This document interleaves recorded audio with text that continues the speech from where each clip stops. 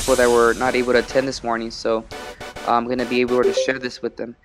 Okay, so I have once again this chapter 1. All of you guys in this particular group have been exposed to this material. I also have Ritz, so I'm gonna send this. Good morning, Ritz. So let me actually send this to Ritz as well. Okay, excellent. Thanks for joining, Ritz. So I'm gonna send this to you right now. So what I'm sending Ritz is a study guide. The study guide is a chapter 1 study guide, because today we're going to be focusing on chapter 1. So that's what we have.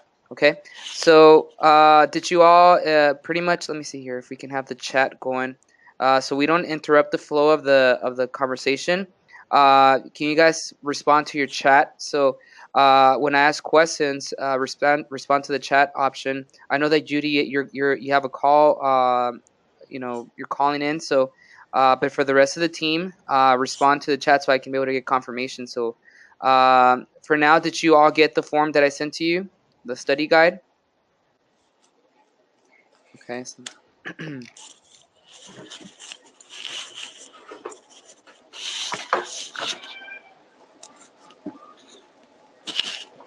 okay, wonderful, great. So that's good. So let's get into it then.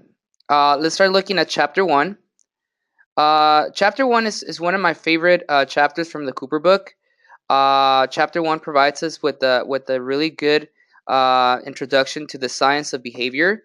A lot of times, and I always say this in our field, we have individuals that are BCBAs.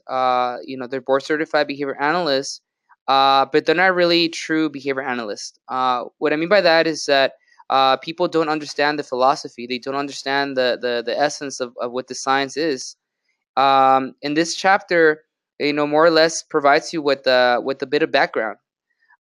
In your exam, you will need to have understanding of some of this background to be able to really do well across the board.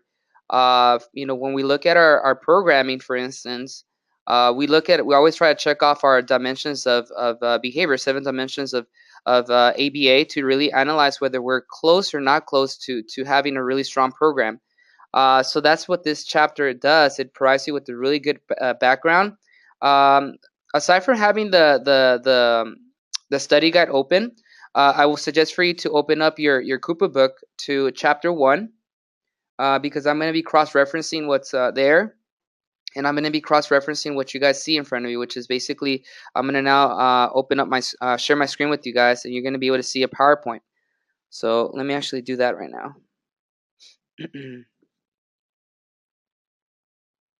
Oh yeah, it's already sharing actually. So let me open it, chapter 1 right now. Okay, so we're gonna get into chapter 1 again. I'm not gonna get too in depth with all these slides because it's just not it's just not necessary. But one of the areas, the first question that's asking you on the study guide is specifically, systematic approach for blank and blank knowledge about the natural world. So that answer is actually here. Systematic approach for seeking and organizing knowledge about the natural world. So that's what science, right? Because remember that behavior analysis is a science. And this right here, the first part of this chapter talks about the scientific aspect of it, of what what we do. So obviously, when you're practicing in the field, you're always seeking and trying to organize everything that you're looking at, every phenomena. It's impossible to be able to move forward without having a systematic way of doing things. I think that you guys need to be very, very good at problem solving and being really good critical thinkers when you're out there in the field. And for that reason, as scientists, we're always curious about the world. We're always curious about the phenomena we come in contact with. So once again, it's really important to emphasize that part. That's on your study guide. It mentions that as one of the first statements there. So please start filling out this document as we move forward. So once again, this can serve as a good way to go back and reference these main points from this chapter. We move on to the next, part of this, which is purpose. And it says to achieve a thorough understanding of the phenomena under study, ABA blank is focusing on blank important behaviors. So I'm going to open up the chat now. What do you guys think that is? When it talks about to achieve a thorough understanding of the phenomena under study, ABA, blank important behaviors. So what is that referring to? What kind of behaviors does ABA look at?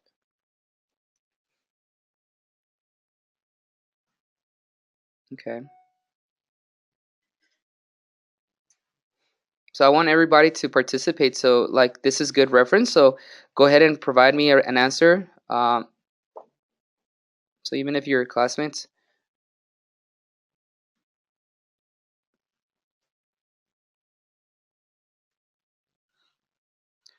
Okay.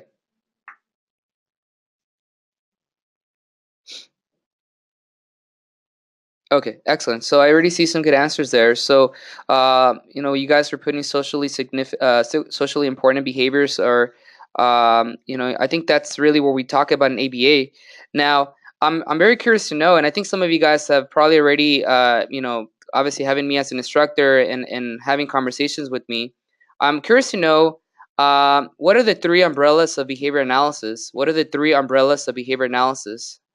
I want you guys to tell me what the three umbrellas of behavior analysis are, because a lot of people don't remember that there's not just ABA. There's other types of umbrellas that are within the field of behavior analysis.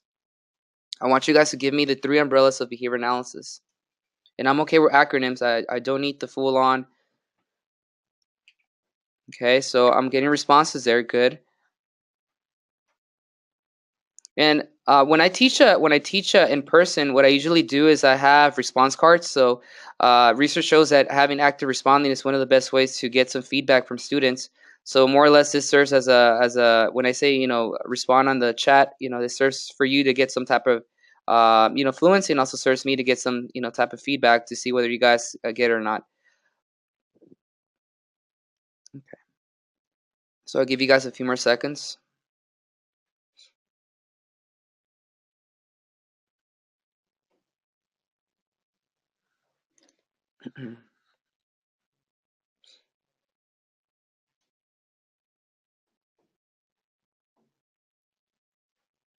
Okay. So overall what we see here, and it's that you guys are the people responding are getting it. Yeah, that there's three different types. There's EAB. There's and that's EAB. It's more experimental, right? Laboratory work, Skinnerian, work that was done in the lab, pigeons, rats, and all that stuff. So more or less, that's the EAB part of it, and there's still a lot of work being done in that particular branch of behavior analysis. You also have the philosophical, or the philosophical perspective, which is just behaviorism, right? Conceptually and philosophically, there's behaviorism, and then you have ABA, which is basically what we do. We're working with human beings. We're trying to make socially significant changes, right, to society. We're making contributions.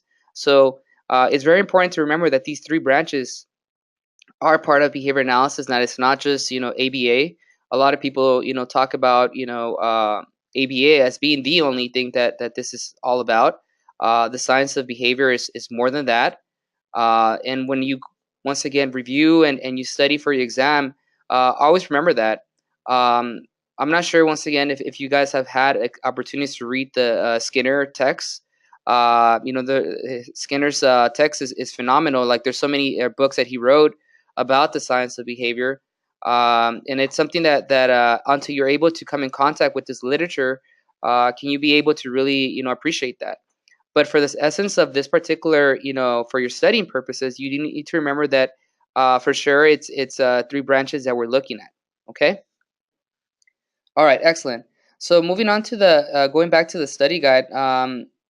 Here it says that it seeks to discover the blank truths, not those held by certain groups, organizations, etc.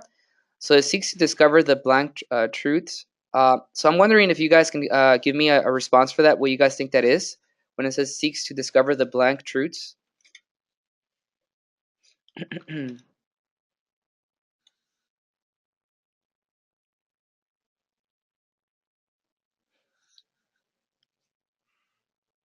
It seeks to discover the blank truth not held by certain groups, organizations, etc. Let's think about that. And you can reference, like I said, your text as we're looking at this.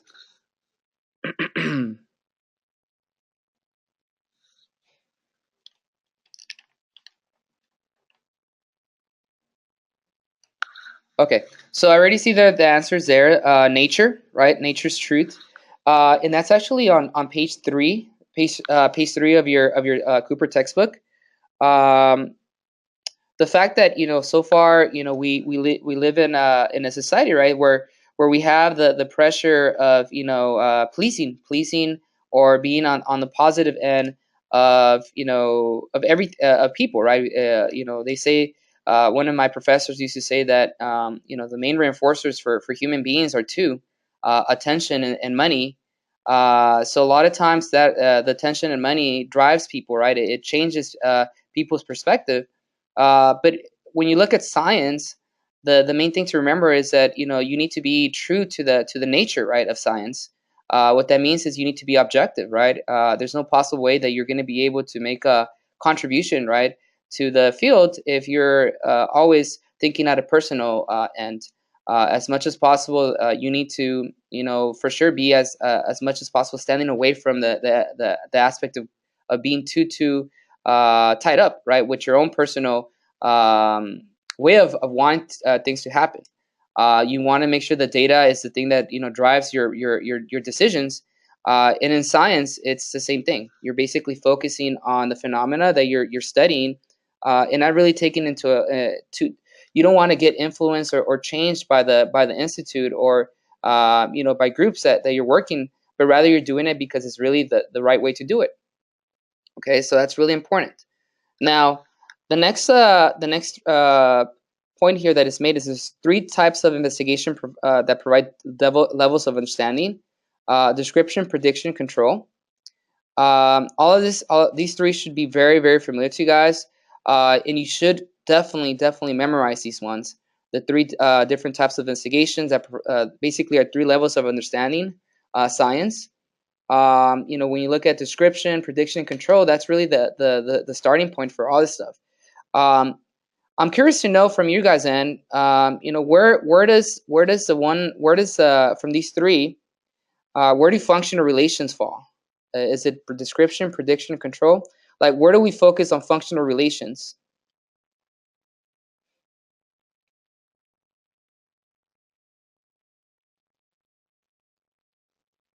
Excellent, excellent. So I'm getting control. That's absolutely right. When you look at experiments, right, in our science, we're always trying to establish some type of functional relation. We call it experimental control, right?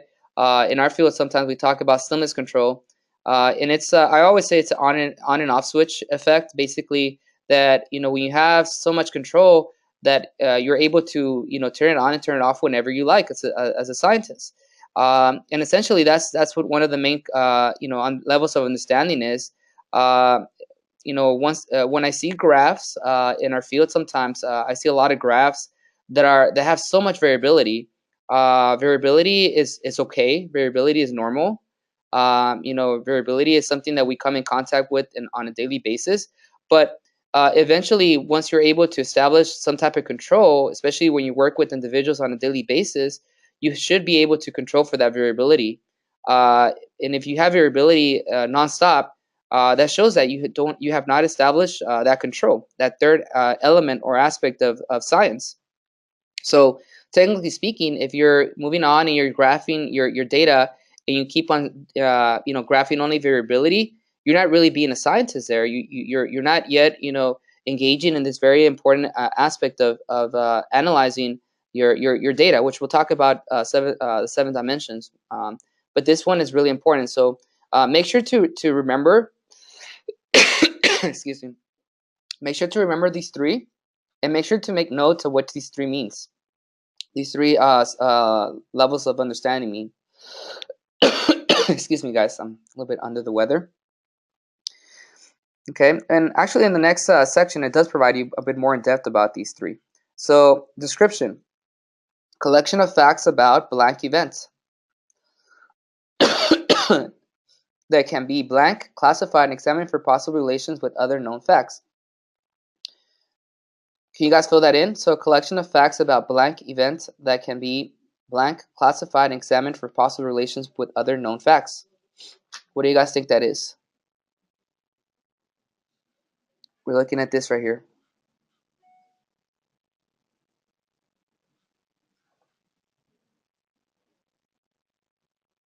Okay. So we caught the first one. So a collection of facts about observed events that can be examined, I think, right? It's one of the, I think Philip is saying examine. Do you guys agree that that's what it is, examine?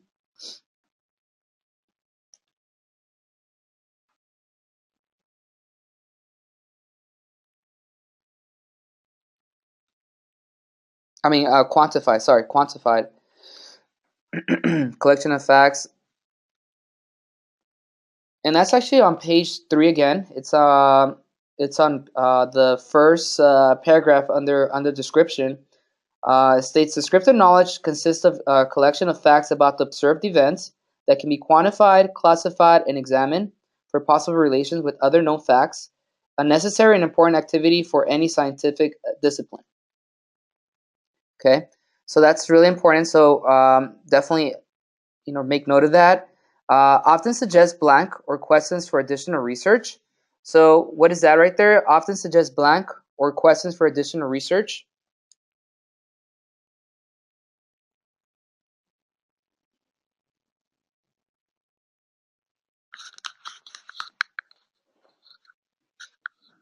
Okay, so I see a few responses. Hypothesis. Yes. So when you start any particular evaluation of anything of any sort or manner, you start with the hypothesis, right? You're gonna say, oh, I'm thinking that if I put this child in this provide this particular change or make this modification to their plan, I may see this change in their behavior. The same goes about life. If you make changes to your own patterns of responding, it's hypothetical. It's only until you have, for sure established some type of like functional relations, you've gone through the experimental phase of it, that can you really be able to verify something. But for the aspect of this description is starts off with the hypothesis. You always need to be, starting off with the hypothesis, and that's for basic research. You always start with more or less hypothetically what something may look like, or what something may be, right? What the end result may be, but you're not 100% sure at that moment yet. All right, so we move on to prediction. Prediction, the first statement is relative blank, then when one event occurs, another event will or will not occur. So what is that? What is that response right there? So relative blank, that when one event occurs, another event will or not occur.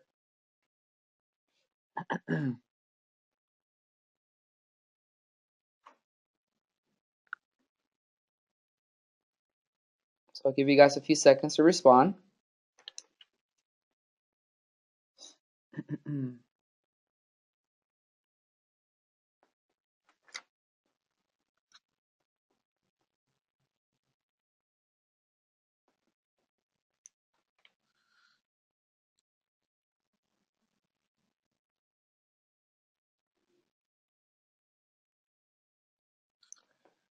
Okay, so I'm getting probability, and also I see likelihood.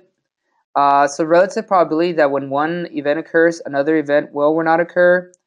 So basically, it's prediction, right? We're predicting, and likelihood also more or less is, the same as probabilities, more or less synonymous. But in science, we try to utilize probability. So basically, the relative probability means that there's odds, there's chances of certain things occurring.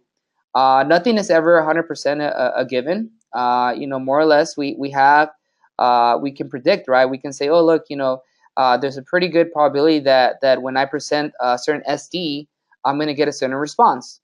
It's like when I say, look, every time I ask, this person their name, in this case, one of you guys, there's a high probability that they're going to respond, with their name. They're going to say their name. If I say, what's your name? You guys are going to respond, my name is, or just say your name.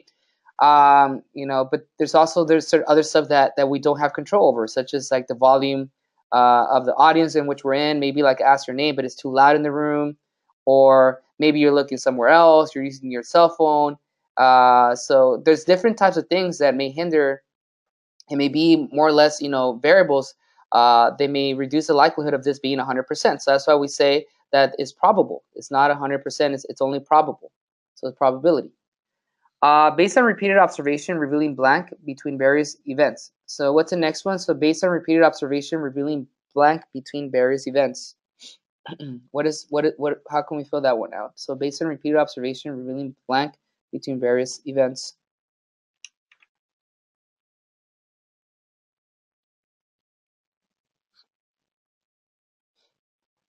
So I'll give you guys a minute to respond to that one. So based on repeated observation, revealing blank between various events.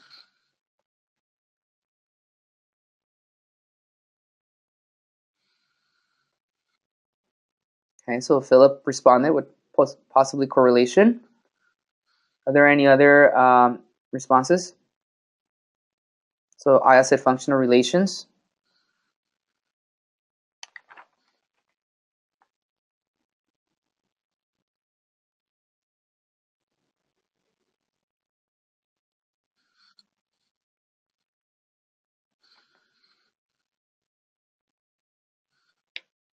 Covariation, okay. And I'm also looking for it as you guys are talking about it. Let's see here.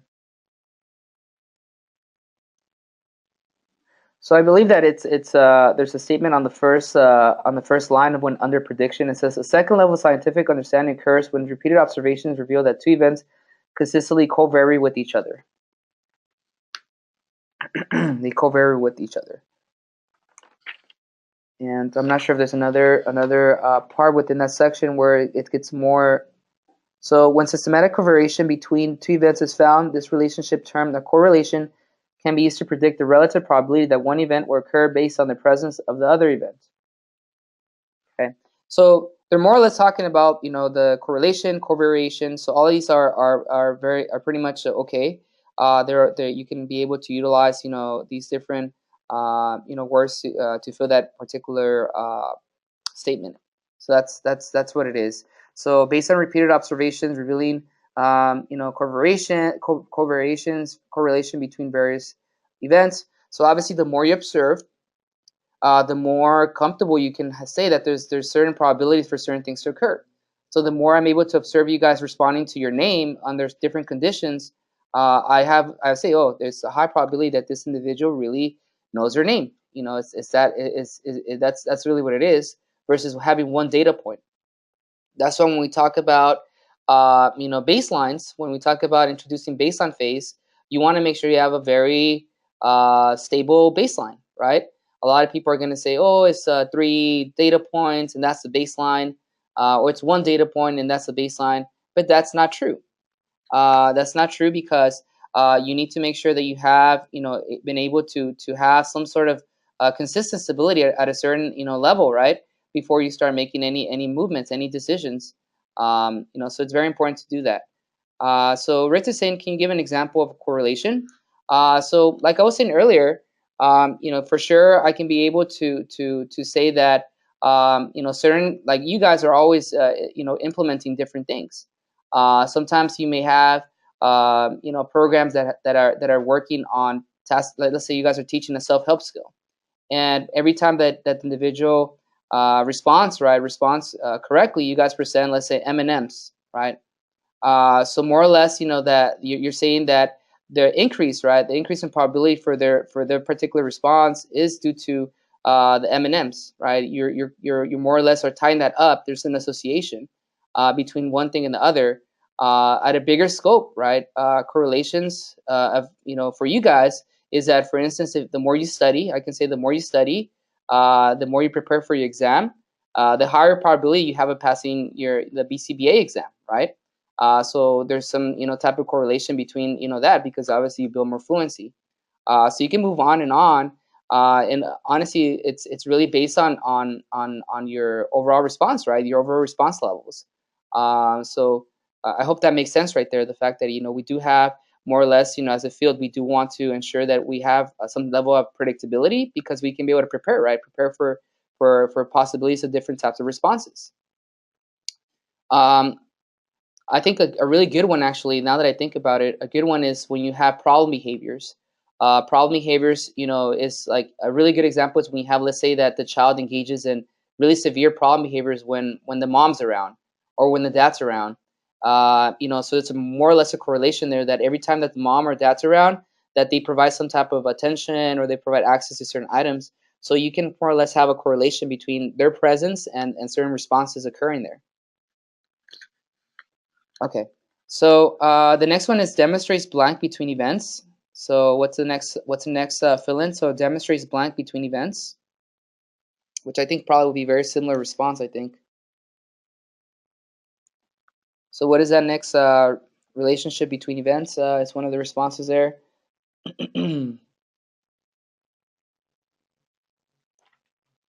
Yeah, I figure that's going to be more or less relationship correlation. I think it's for sure more or less within the lines of that. Yeah. So there you go. So demonstrates correlation between events. So it's very important to remember that that's what we're doing. That's we're trying to observe and trying to see there's some level of prediction for us, and see if there's any correlations. No causal relationships can be interpreted yet. Of course, at this moment we're not there yet. We're only predicting what certain things may occur based on repeated observations. We're not there yet where we have been able to have the functional relations and all that established. We're more or less predicting, based on our prior experiences and information that we're gathering through the observations. And the last one is enables blank. So I'm not sure what that response would be. So no causal relationships can be interpreted. Enables blank.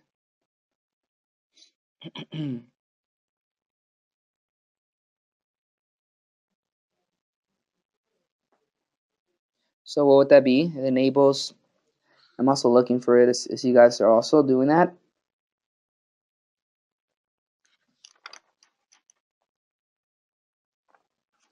Let me actually see if the PowerPoint actually has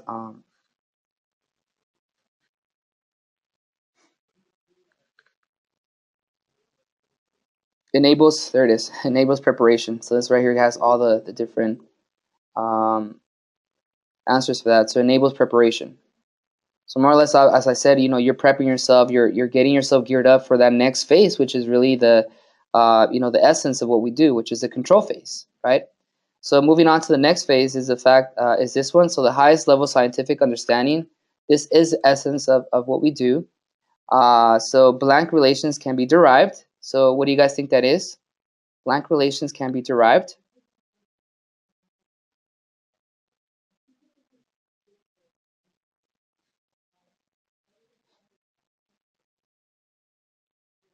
Okay, so I have functional relations.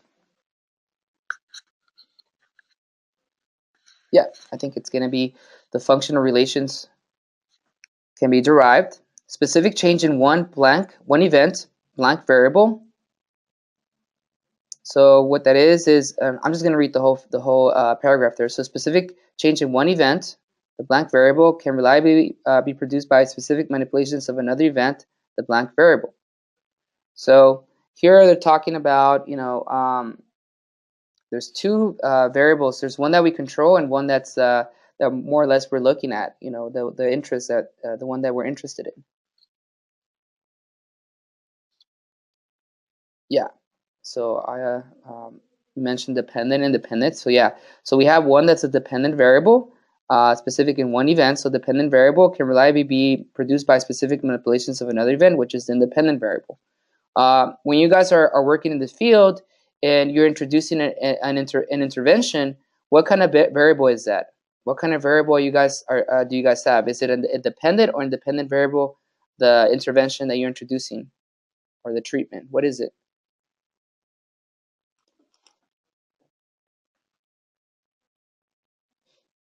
So I want to get some more feedback. What is it? Is it the dependent or independent variable when your very specific treatment that you have for that client?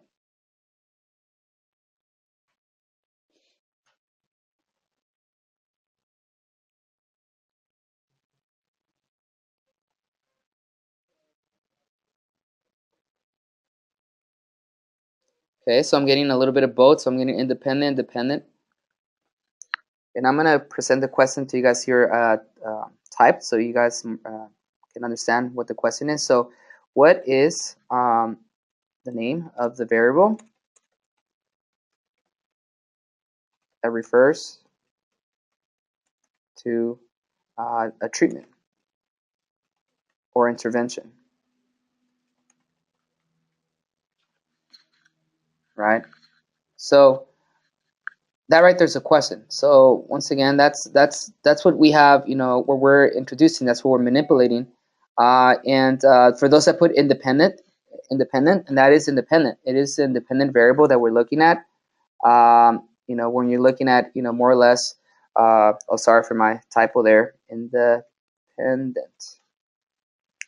Okay, so that's what we're looking at. More or less. The independent variable when you have an intervention, a treatment that you're working with. So very important to remember that.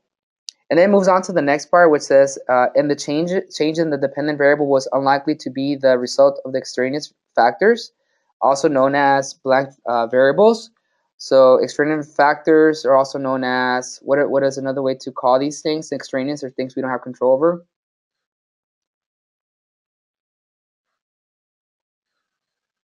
Yes, confounding variables, absolutely.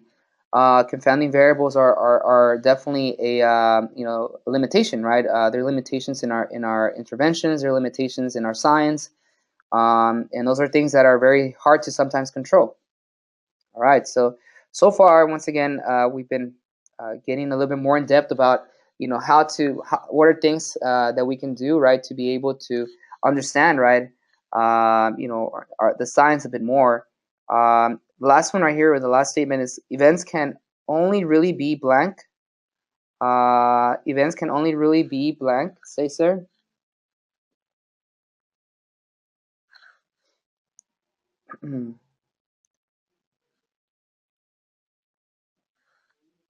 So I guess what they're referring to there is that, while we're trying to control for everything, it's impossible to have 100% control over things, right? See, I'm looking for that response as well.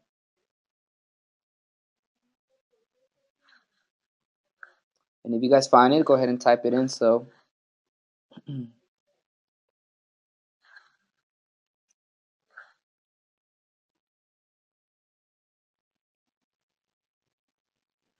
okay, I'm just going to go ahead and look at it here.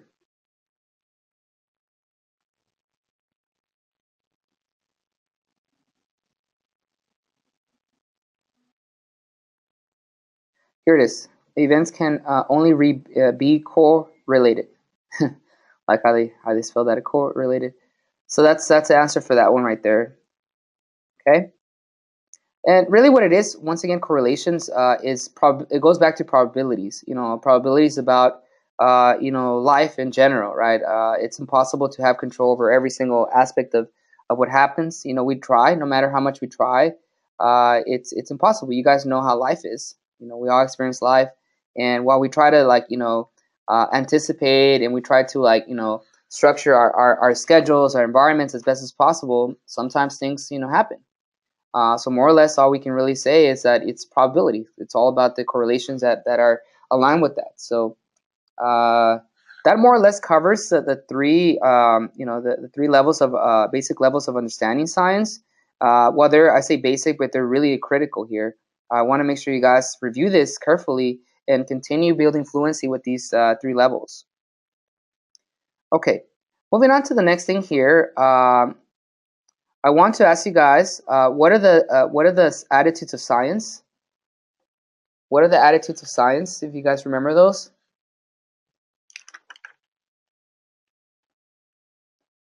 In this, it's six attitudes of science.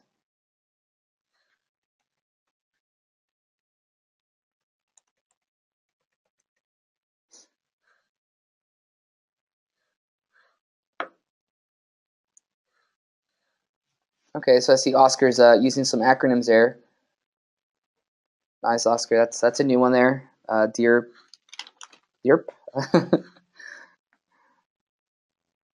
Nice. Thanks, Rich, for using it and for also providing. Good. So, these are really important. I'm going to use the word important a lot because everything's important, right? That we're talking about. But these are really critical. These are really critical because this once again also helps determine what it is to be a scientist. So we're going to cover one at a time. First, let's talk about science. So the attitudes of science. So science as a blank of attitudes. So what is that? What is that referring to? So science as a blank of attitudes. Set of attitudes. Okay, thank you, Ritz. So science as a set of attitudes, and that's Skinnerian's. That's Skinner's quote right there. So it can only be. I mean, sorry. Science as a set of attitudes, and then the definition of science lies within the blank of scientists, not the blank of or materials they use.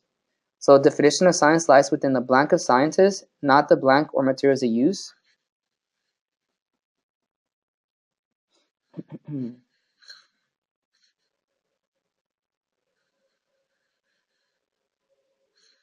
So what is that right there? Let's fill that in.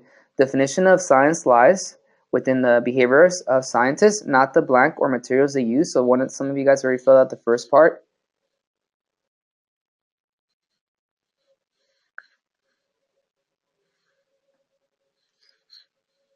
Not the instruments or materials they use.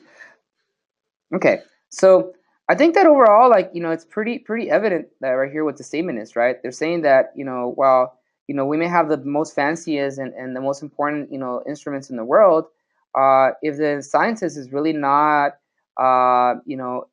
understanding or really finding value behind their science or what phenomena they're studying, there's very little that can be accomplished.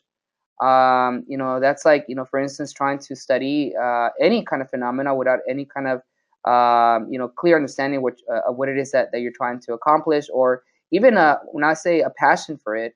All of you guys are in this field because you have a passion for helping individuals with disabilities, right? So obviously you guys value, right, the whole aspect, right? The aspect of trying to be the best possible behavior analyst. So that's the same as because it's a science. That's what you guys are.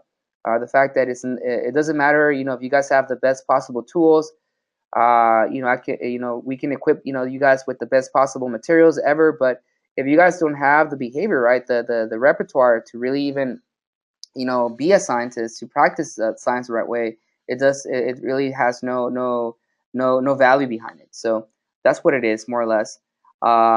Only known as a science due to an overriding idea of scientific method. So here it just talks about that it's all based on scientific method. There is a very clear foundation, right, that derives from that. And then it has the different attitudes that you guys talked about or that you guys already identify. The first one is determinism. So the first statement is assumption upon which science is blank. So for a determinism is assumption upon which science is blank.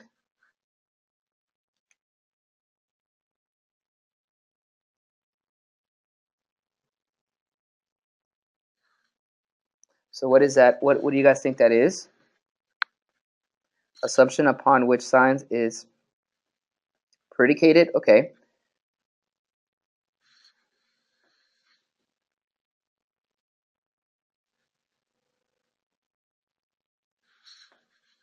Okay.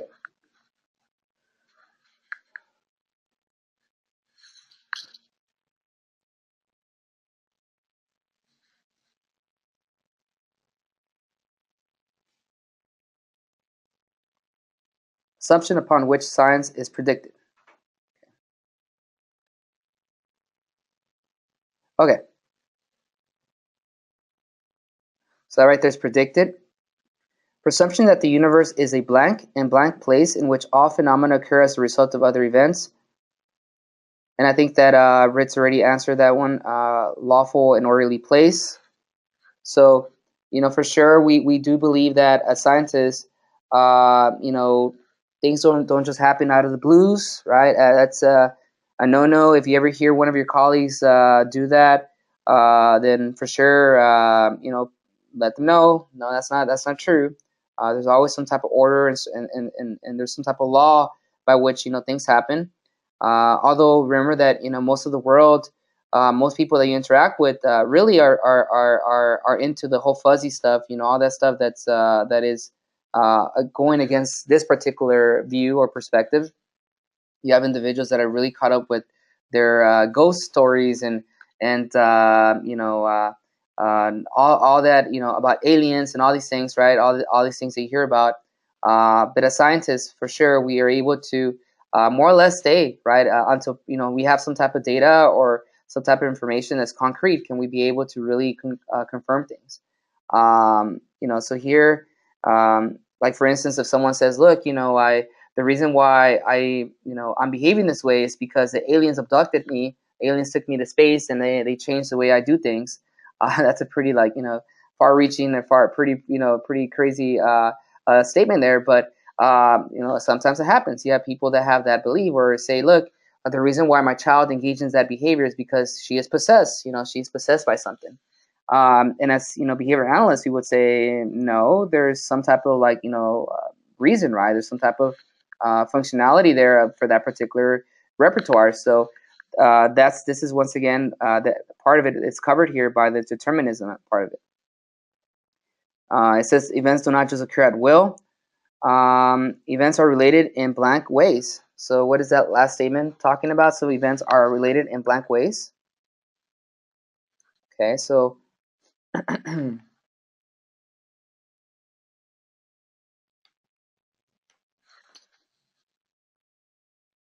systematic, predictable.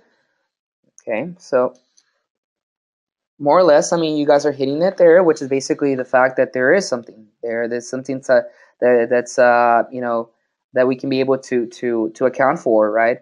Um, here's the answer they gave: systematic ways. So events are related in systematic ways. So here, more or less, is a slide that covers that particular section.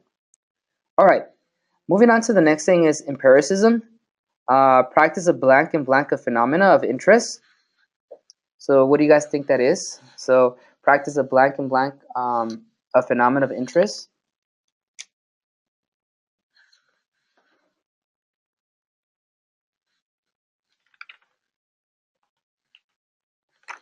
Okay.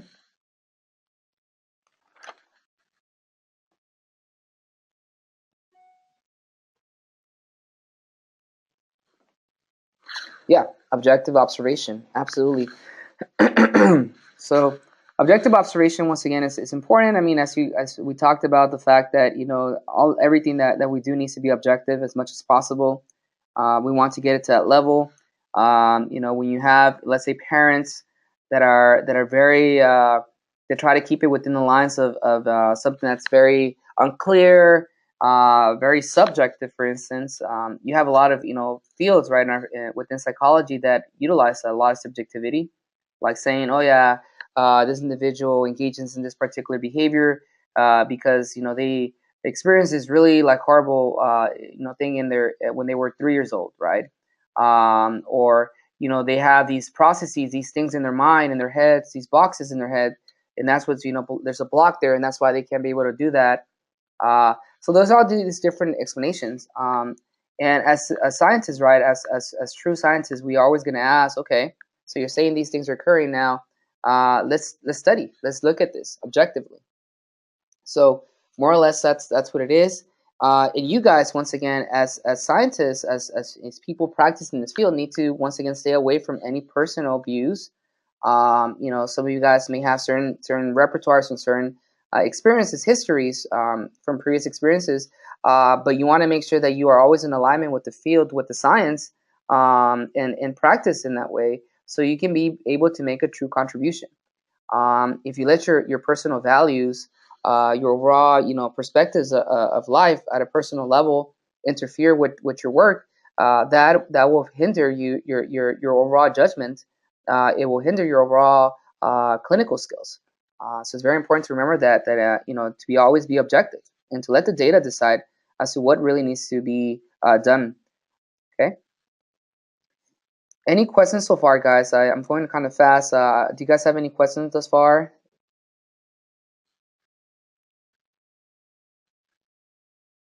Okay. None right now. Okay, perfect. All right. So moving on to the next thing is what all scientific knowledge is built upon, obviously being objective. Objective is the key to gain a better understanding of what's being studied. Okay, so that's pretty clear though. Experimentation, basic blank in most sciences. So what does that fill in? So basic blank in most sciences.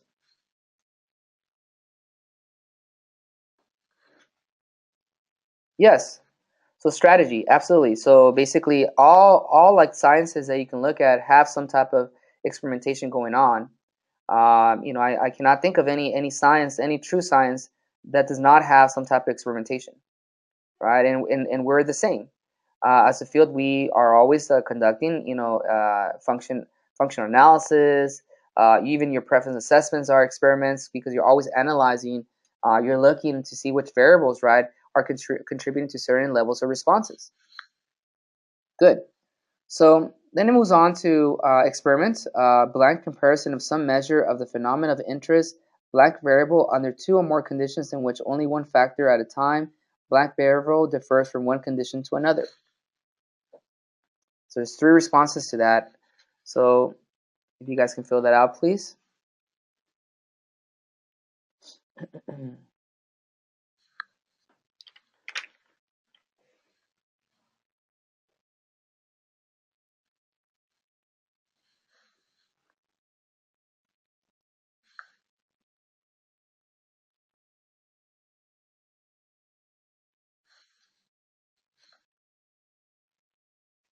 Okay. And it's for reference, page 6, that last paragraph of that particular section. You can be able to more or less get a pretty good idea of that.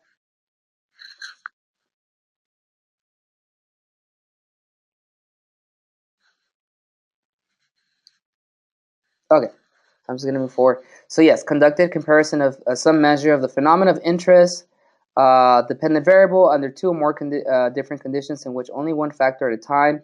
Your independent variable differs from one condition to another. Okay, so that's more or less a basic experiment. These are the elements that you need to conduct a basic experiment. Okay, moving on to replication. Replication, let's move into that one. So the blank of experiments to determine the blank and usefulness of findings. The blank of experiments to determine the blank and usefulness of findings. And by the way, I have to emphasize that replication is the essence of any science. Basically, this is the heart of the science, the replication aspect of it. Okay, in the next review sessions, I'll explain why that is. But just remember that replication is the essence. I would highly encourage you to highlight that, review that section a million times. Make sure to really understand why that is, why this is the essence of our science. Okay, so for that one, where it says repeating of experiments to determine the independent variable and usefulness of findings. Good. Includes a repetition of the independent variable conditions within experiments. Method for which blank are discovered. So method for which blank are discovered. So what are we discovering there?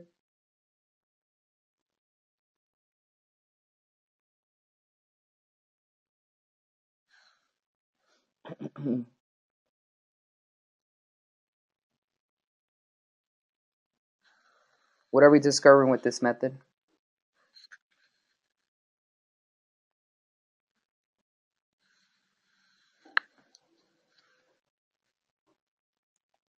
Method for which blank are discovered.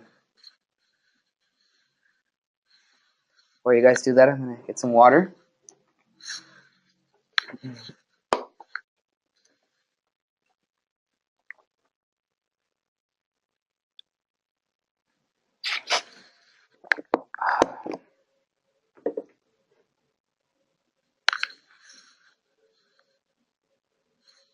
Okay.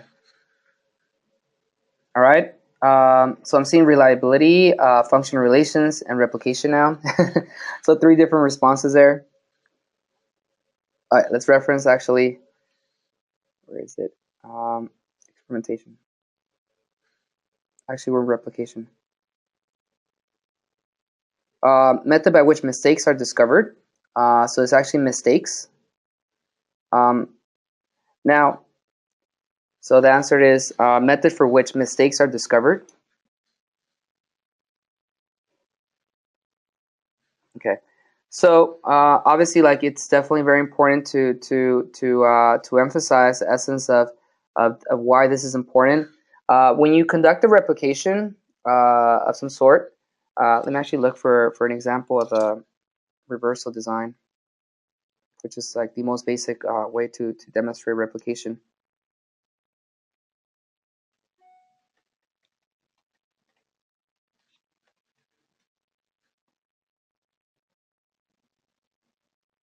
Okay. Can you guys all see this right here? What I'm showing you? Okay. So here you guys see the more or less a baseline, right? Treatment, baseline, treatment. What kind of design is this, by the way? What kind of design is this?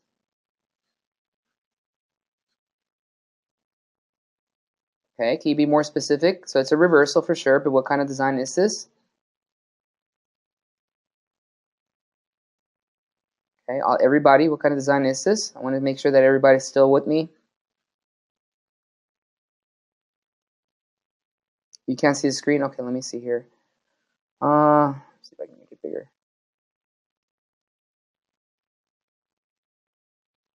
Oh, okay, so Oscar can't see the screen. Okay, so it is a ABAB design, for sure. ABAB design. So let's say that we have a baseline here, we have a treatment here, and when we introduce more or less, the well, let's say that we are a baseline here, baseline, and then we have a treatment. But when you have it in treatment, it has no change in their level of behavior. It stays the same as the baseline. That's where we can identify any type of errors, any type of mistakes within our plan. When you're able to identify that there's no change after you introduce a phase, that's some type of problem there. There's something there that's going on. So that allows this particular, the replication allows us to confirm, right, that there's no possibilities, right, for any of these errors, because when you replicate, you're basically just changing, you're mirroring the same effects that you have on the two prior conditions in the next previous conditions that are coming after that. So more or less, here it's a really good example of that. So for now, for the sakes of this particular section, just remember that this method allows us to identify any possible mistakes. All right, moving on to parsimony, the idea that blank logical explanation must be ruled out experimentally or conceptually before more blank or abstract explanations are considered. So once again, the idea that blank logical explanation must be ruled out experimentally or conceptually before more blank or abstract explanations are considered. So what do you guys think that is?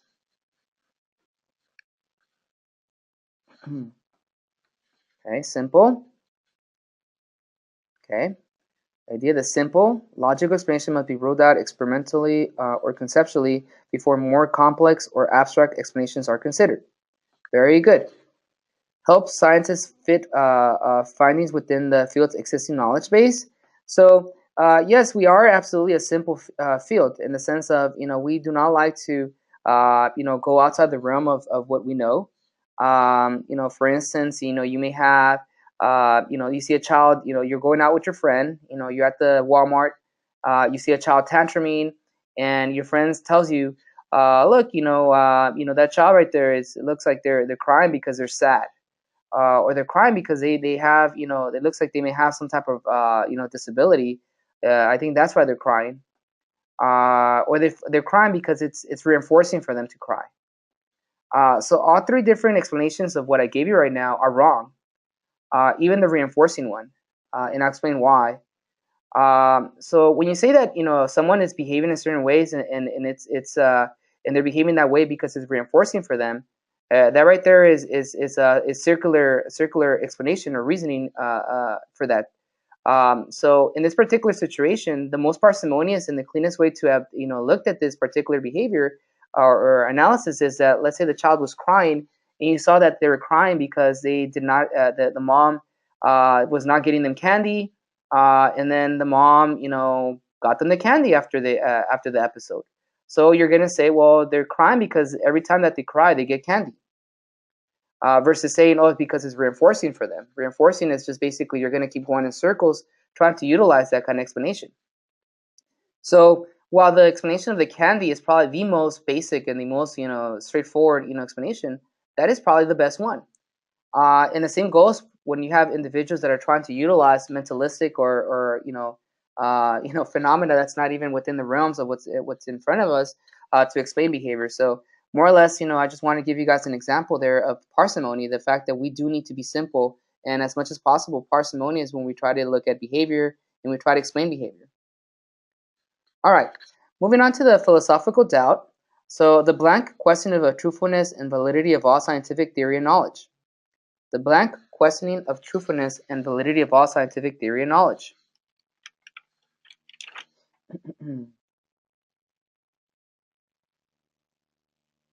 Okay, so yes, continuous questioning of truthfulness and validity of all scientific theory and knowledge. You guys all need to, train yourself. You guys all need to teach yourself how to be skeptical. It's good to be skeptical because that's what philosophical doubt is all about. Being skeptical allows you to be better scientists. If you always are like going with whatever someone tells you about certain things, then you're not a scientist. You're not being a skeptical. You always need to question, and always, obviously, in a polite manner. You're not going to question and say, "Oh no, you're absolutely wrong." You're not going to say that. What you're going to do is you're going to think about it. You're going to say, okay, that's your perspective. Let me see, let me experience things in my way. And I think that's what happens sometimes when we work with our families. A lot of times you walk in, the mom or dad will tell you, oh, look, my child is really, really bad. He's always hitting, he's always kicking, he's always biting. So your first stand on that is that you need to be skeptical. You need to first say, okay, let me observe first, right? Let me observe. Let's see what really is going on here before I start making any conclusions about anything. So this is really important one. You always need to be skeptical about even yourselves. Question yourselves. It's okay sometimes. You need to look yourself in the mirror and say, okay, is this really what I'm supposed to be doing? Because like I said earlier, sometimes your own personal views, your own personal, aspects of doing things can interfere with your own, possibly the right way of doing things. So it's very important to always be skeptical. The next statement involves the use of scientific evidence before implementing a new practice, then constantly blank the effectiveness of the practice after its implementation. So what is that? So involves the use of scientific evidence before implementing a new practice, then constantly blank the effectiveness of the practice after its implementation.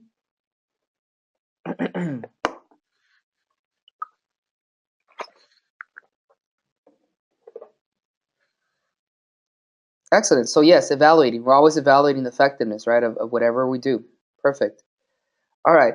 So I'm going to start speeding up a little bit because it's already 10. I said till 10:30. I know some of you guys need to go. So I'm going to move on to the next one. So science is a blank approach to understanding a natural phenomena. Science is a blank approach to understanding of natural phenomena. Systematic. Very good. So science is a a systematic approach to understanding the natural phenomena. Good. As evidenced by blank and control. As evidenced by blank and control. What do you guys think about that one? Prediction and control. Okay. That relies on blank as its fundamental assumption.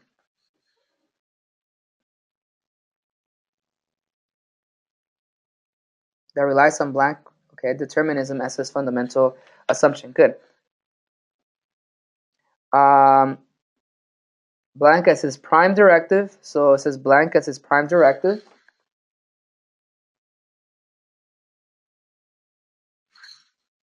Empiricism. Good. So I'm just going to go ahead and read that section. It's actually on under definition of science. So that particular section says science is a systematic approach to understanding of natural phenomena.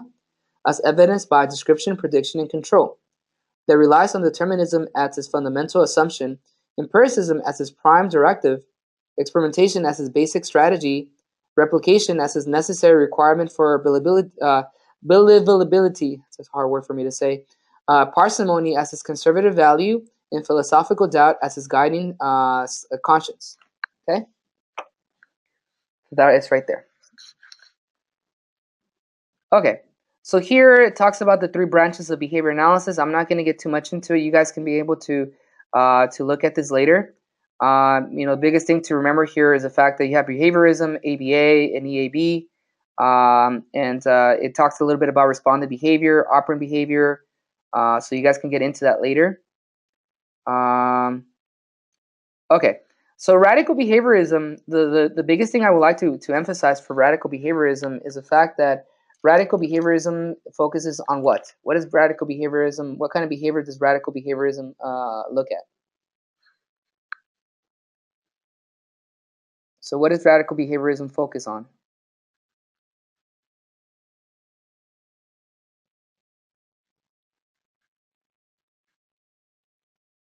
Okay, so I see a response here, observable and private. All right, so yeah, that's true. Radical behaviorism, the word that I want you guys to, or the thing that I want you guys to remember is that radical behaviorism is all inclusive.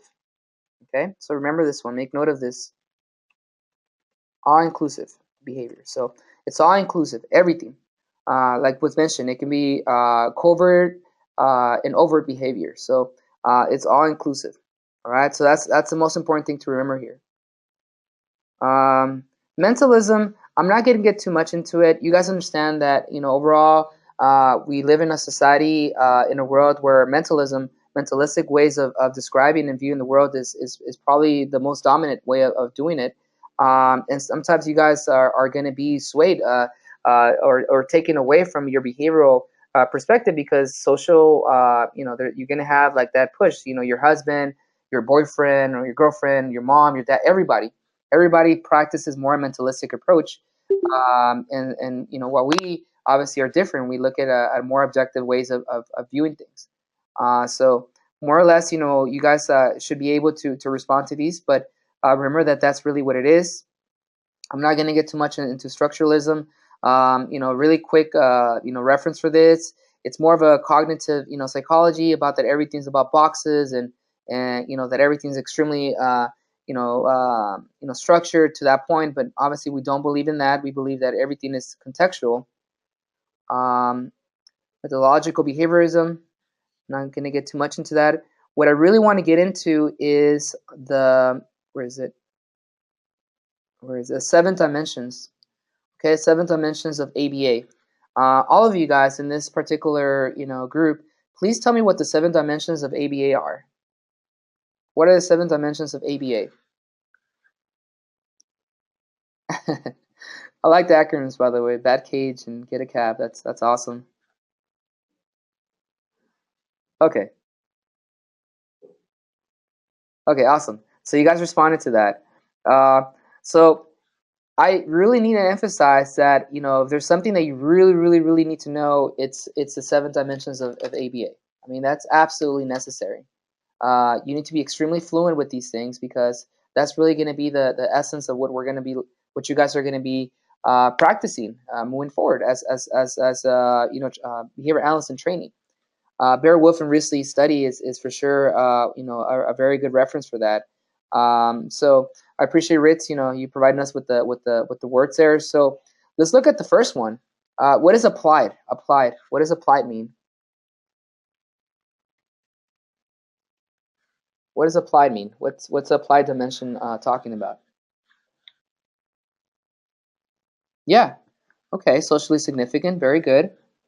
So basically, anything that's immediately important for the participant, right? Anything that's when we work in our field, specifically as practitioners, that's what we focus on, socially significant.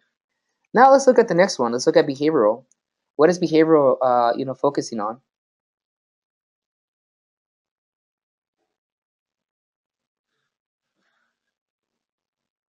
What is behavioral?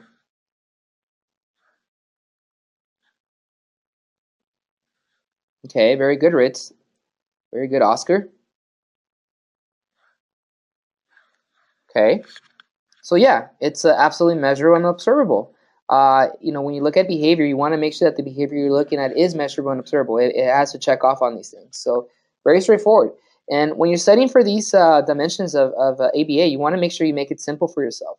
Don't overdo it. Want to make sure that if you can be able to provide me these responses, that's enough.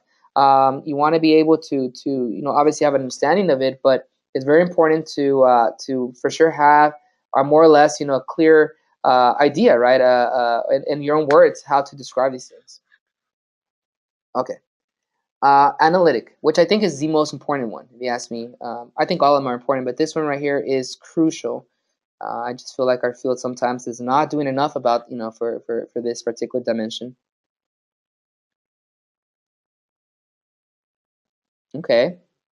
Functional relation, I like that. Making database decision. I'm curious to know the rest of the group. So Philip, functional relation. I know that we still have Aya there based on data. Gabriel, what do you think? I know I have you there. And Judy, I know that you're on the phone, so it's hard for you to type. But I think that overall, when you're looking at this particular dimension, you are looking at the data. You are looking at that, but most importantly, you're looking at the functional relations. You're looking at the cause and effect. You're looking at the experimental aspect of it. When you're working in the field, a lot of times you're gonna have graphs that are only A/B design. An A/B design is basically that you have your baseline and your treatment, and then you got a bunch of variability in your treatment. This is your prototypical behavior analytic way of doing things right now. Like everybody does this.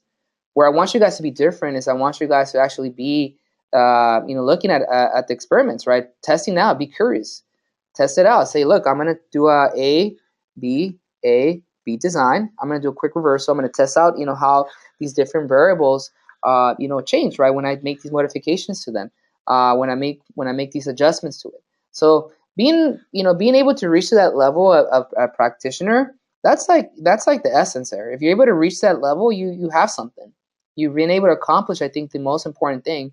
I have to say that maybe like 90% of BCBAs out there that you see in the field are not very good at this one. They're not very good at being analytical. And I want you guys here at I Can Be to do that. I encourage you guys to practice the analytic part of it. Don't be afraid. Go out there and try out, finding ways how to manipulate your variables and to show it with your graphs. Show off a little bit with your graphs. See how you can be able to manipulate that. I think I can be able to show you guys. The other day, I had a really cool, a graph from Dana Dang. Let me actually look for it. Let me just shut my screen down for a bit, and I'll show you guys right now.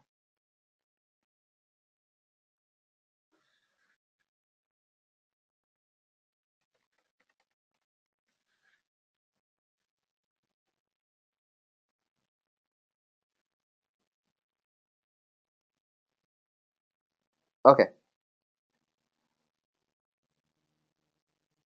So more or less, this right here, was really cool. I thought it was really cool. This graph. There's some areas that could improve, but I thought it was really good. This is like the first time that I saw like anyone try to do some type of ABAB design. So they had a one data point, which I always say is not enough, but hey, let's go with something. Then after you had the treatment, then she did a reversal. There's a change, and then she went back to self-regulation. This is phenomenal here.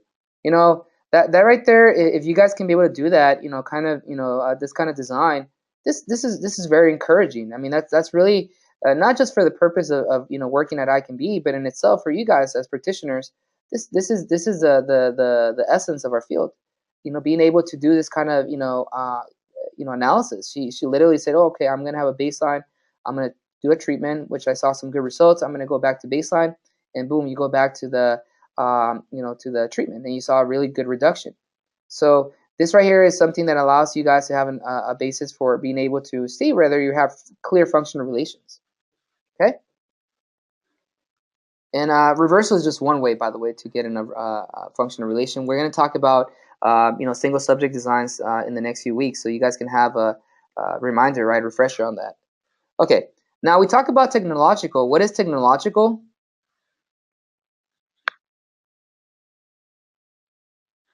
What is technological, guys?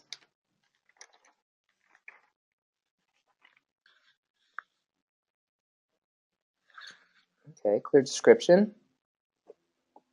Okay.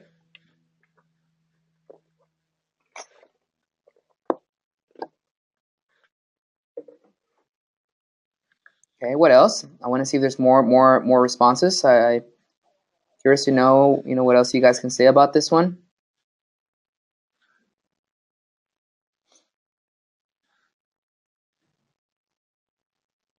Okay, interventions can be replicated.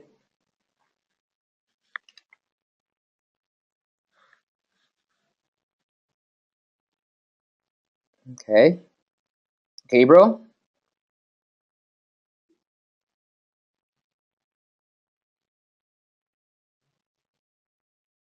Yes, yes, I like that one, Ritz. That's a very good one. So Ritz said, procedures need to be simple, clear description, easy to read by parents, BT, and other non-ABA person. Sorry, that's how I remember it.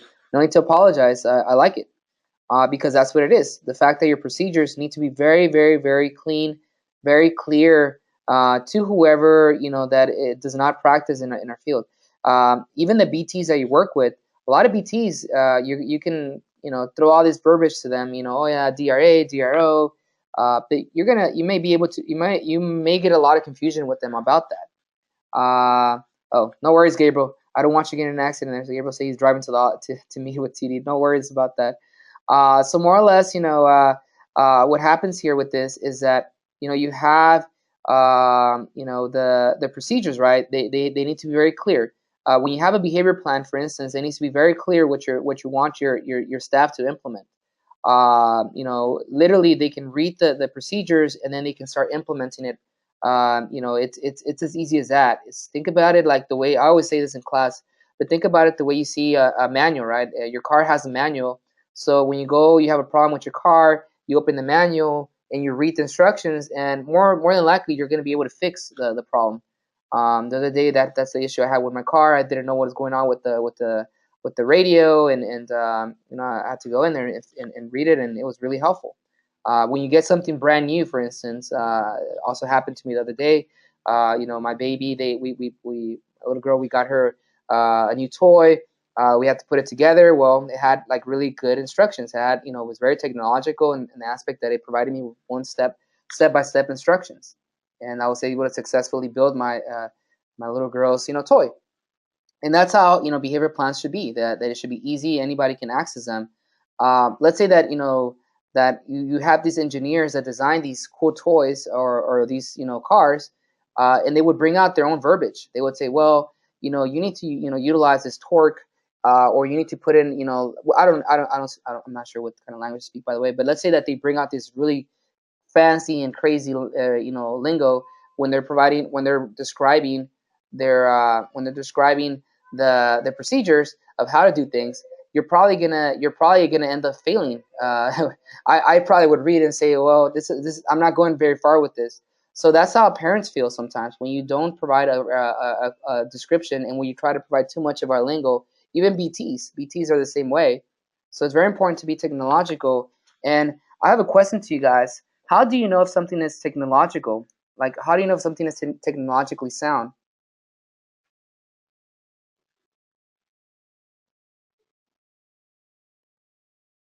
How can you verify that something is okay? So I have replicated consistently. Okay, so Oscar replicated consistently. How do we know though? Like, what kind of data do we take? Which is part of your forms that you utilize. It's IOA. It's part of it. It's part of the data collection aspect of it. But I think IA has it. There you go. And also RITS, procedural integrity and fidelity. That's the only way that you're able to have your task analysis. Your BIP broken in task analysis mode, and then you just track to see how well someone is implementing the procedures, and then you check off. I think that's probably the best and the safest way to be able to see whether your behavior plan is technological. It checks off on that. Okay. All right. moving on to the next one. Conceptually systematic is the next one. Systematic. What does conceptually systematic mean?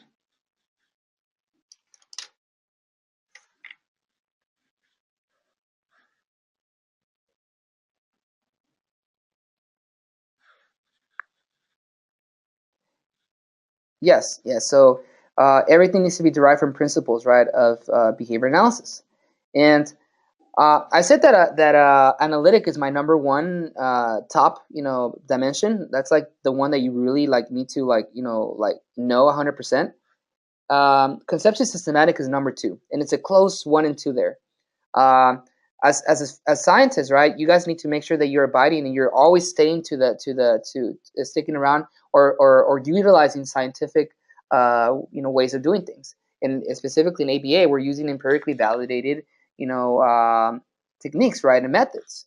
And you need to always have something that's going to be pretty much tied to that. For instance, can you guys tell me some principles of in ABA that we utilize? Some principles that are conceptually necessary for us to know. Good. Reinforcement, absolutely, 100%. You guys tell me some other ones. Yeah, punishment, exactly. Good. Is there more? Can you guys think of other ones? Yes, extinction, absolutely. So we have reinforcement, punishment, extinction. Are there any other ones?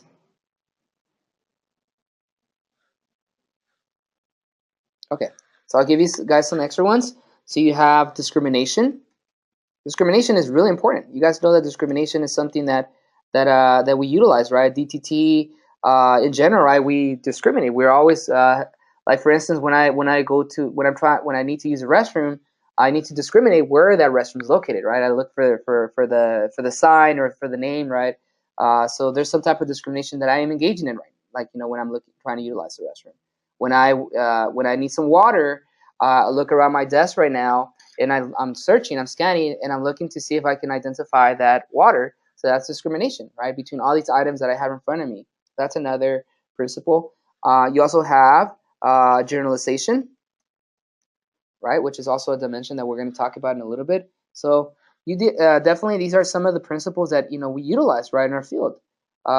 Reinforcement, punishment, extinction, discrimination, generalization, and anything that's outside of that, anything that's not abiding or not falling within the principles of ABA, you should not be utilizing. You should not be utilizing. Now, let's say that you have like someone like, let's say, an OT or a PT or a speech pathologist tells you, look, this intervention works really well. In that situation, you conduct your observation and you see that actually it works. You see that the technique that they're utilizing is actually working for them. So overall, the question would be to you guys right now. How would I be able to approach it now? Let's say that I see that what they're saying actually is true. It works. How can I be able to utilize whatever they're using, but making sure that I'm conceptually systematic? What can I do with that situation?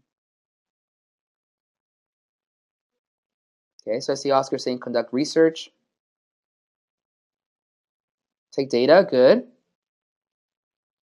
Good job, Gabriel.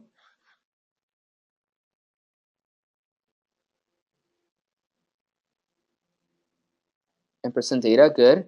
Yeah, you guys are absolutely right. Oscar, remember that at the last conference we went to, they were actually looking at sensory. I think it was sensory diet. Remember that presenter? They were looking at sensory diet, and what they were doing there is they actually went on and they took it to the research. Right? They actually did a full on study with it. So that's what we do. We basically conduct research. They took data. They analyzed whether the effects of sensory diet was strong enough to merit for us to be able to consider it. And obviously, the data show it did not. It was not sufficient information or data to show that really was the case. And then also, like, let's say that you do find that something that does work. What you do there is you disseminate it. You disseminate, what you see. You try to like break it up and base it on conceptual systematic, because then You're going to say, okay, so this particular technique that they're utilizing, like, where do I find reinforcement? Like, where do I find discrimination? Like, where do I find extinction, differential reinforcement? All these things, you can be able to do with something like that. But you have to do a really thorough job to make sure that you're not, doing something that's not, once again, conceptually systematic. I always in class, everybody gets a kick out of this one, but pony therapy. Pony therapy is something that I always make up. The fact that people love pony therapy, or they like to go and do dolphin therapy and all that. And if a parent tells you, look, I want my child to have pony therapy or dolphin therapy, well, good for them, but you cannot be able to how can I say this, promote or say, oh, I'm going to introduce pony therapy in my intervention. Absolutely not. There has to be a basis for it. There has to be some type of very clear, concrete, rationales why this type of therapy or whatever they're presenting to you is really merits for you to look at it closely and for possible inclusion. But you have to go through really thorough, and you might need to consult with someone to help you through that process. Okay. All right. So the reason, once again, I spend a bit more time with analytic and conceptually systematic is because those are the two main essential ones from the 7 dimensions of ABA. The next one is effective. Effective is the next one, and that's pretty much clear. I'm not going to get too much into that. So the fact that you want to make sure that you have the most effective, the most clinically sound interventions, right? Our goal is to make sure that we make a significant change, right, or a contribution, right, that's socially significant, clinically significant. So you want to make sure that when you're working in the field, that you ask that question: am I being effective? Is this therapy being effective for this family? And if it checks off on that, and how do you know if it checks off on that? Like, how do you know if you're being effective or not? What do you guys think? How do you know if you guys are being effective in the field?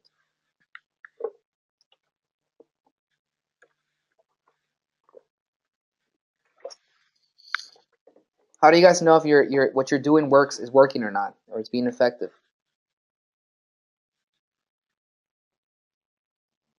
Okay, so Rit said producing behavior change, client hitting their goals. Yeah, yes, check off, check off. Behavior improved, check off. Exactly. Exactly, check off, check off. So all these are things that check off. Like, for instance, you guys should not have graphs. You guys should not have graphs where there's there's no improvement for months. I remember walking into a few cases, while when I was working in other organizations. I started off, I basically took over these cases, and I walked in and I saw that there was programs or targets that had been targeted for like a year. They were teaching red or they were teaching orange for a year, and the child couldn't even brush their teeth, couldn't even dress up. So that right there are areas where you see, like, okay, this program right here is not being effective. We need to make modifications to it. So you always need to ask that, and you always need to be looking at the graphs and looking at the how much of improvement you're seeing with your client or clients. Okay, the next one we're going to look at, and this is the last one here, generality or generalization. What does this mean? What are we talking about with this one? Generalization. What does this mean?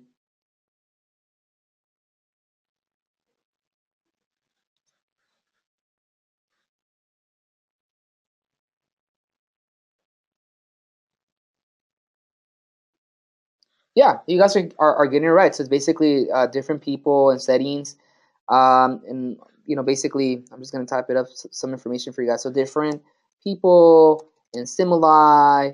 You also have maintenance, because that's what I saw there. So you do have some maintenance in regards to generalization. The fact that this generalizes and the skill maintains right across. Doesn't matter where you put them. What you put this individual, and they're still going to respond to that SD. So that's what generalization means. And in general, every program should have generalization.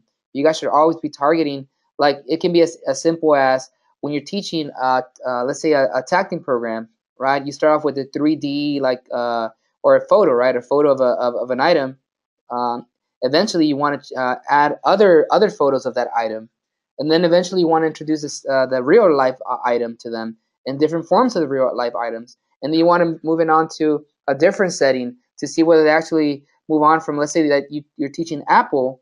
You show the photo of the apple, right, and photo version of it. They learn the photo version of the apple with the red apple. They introduce green apple, and then after that you move on to the real apple, red and green apple, and then you move on now to, like, let's say, go into the market or going to the store, whatever, or even walking around the neighborhood. There's a tree with apples there, so you can work on generalization, and you need to program for that though. You need to make sure that you're keeping that in mind when you're working on these programs. That you're not, that you're not just saying, oh yeah, my client knows how to tag the apple, and they literally just master the with one item, with one particular photo. That right there is not generalization. It doesn't check off on that. So it's very important to remember that's a critical aspect of this, of the 7 dimensions. Okay, so I think that's about it, guys. I wanted to emphasize these different areas. I think that overall there's more to this. You guys can be able to fill out this form on your own. I was able to cover the main aspects of the science. I was able to cover the main aspects of the branches of behavior analysis, 7 dimensions. So there was different things that we talked about today. In pretty much, I hope that this was helpful for you guys. And I think that next week we're going to do chapter 2, and we're going to be able to review chapter 2 a bit more. And chapter 2, I would suggest for you guys to read chapter 2 before next week. And then chapter 2 is a bit more in depth about the basic concepts behind that. I know, like I said, some of you guys already know this stuff or have gone through this, but I think it's good to get a refresher, right? To hear somebody talking about it, and yourselves, you guys are probably talking to yourself about it, or taking notes. So like I'm going to provide you guys with this. I give you guys this form. Make sure to fill it out and use it as a reference when you're reviewing your chapters when you're studying for the BCBA exam. Okay, so that's about it, guys. Thank you for everybody that showed up today. I'm gonna save this recording. I'm gonna add it to potentially to our app, so we can start putting these recordings together, and we can have more or less something to remember and utilize right in the future. So I'm gonna see how I can do that as soon as possible. But yeah, we'll be definitely talking. If there's anything that you guys have questions about chapter 1, yeah, let me know, and then I'll do my best to respond to your questions. So thanks for showing up, and you guys have a great rest of the day.